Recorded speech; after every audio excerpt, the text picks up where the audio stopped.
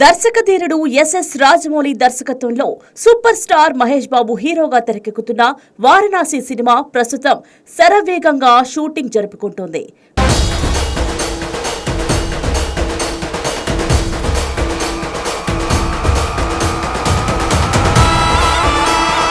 వచ్చే సంవత్సరం ఏప్రిల్లో ఈ సినిమాను రిలీజ్ చేయాలనే లక్ష్యంతో రాజమౌళి షూటింగ్ ను వీలైనంత త్వరగా పూర్తి చేయాలని చూస్తున్నట్లు సమాచారం. అంతేకాదు ఈ సినిమాకు సంబంధించిన పోస్ట్ ప్రొడక్షన్ వర్క్ కూడా షూటింగ్ తో పాటు సమాంతరంగా కొనసాగుతోందట.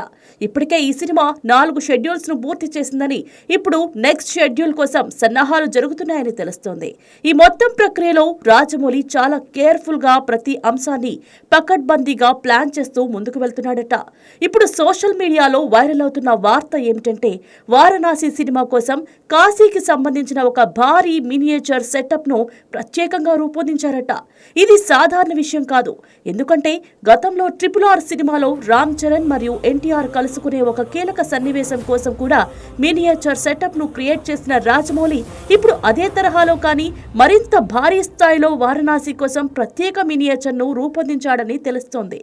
ఈ మినియేచర్ కోసం దాదాపు 100 కోట్ల వరకు ఖర్చు చేశారనే వార్త మరింత సంచలనంగా మారింది.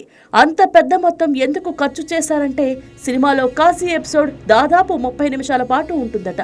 అదే ఈ ఎపిసోడ్ కోసం నేరుగా భారీ సెట్స్ వేసి పూర్తి స్థాయిలో షూట్ చేయాలని చూస్తే దాదాపు 300 నుంచి 400 కోట్ల వరకు ఖర్చు అయ్యే అవకాశం ఉందట. అందుకే ఆ భారీ ఖర్చును తగ్గిస్తూ కానీ విజువల్ క్వాలిటీలో రాజీ పడకుండా ఉండేందుకు ఈ మినియేచర్ సెటప్ ను రూపొందించినట్లు సమాచారం.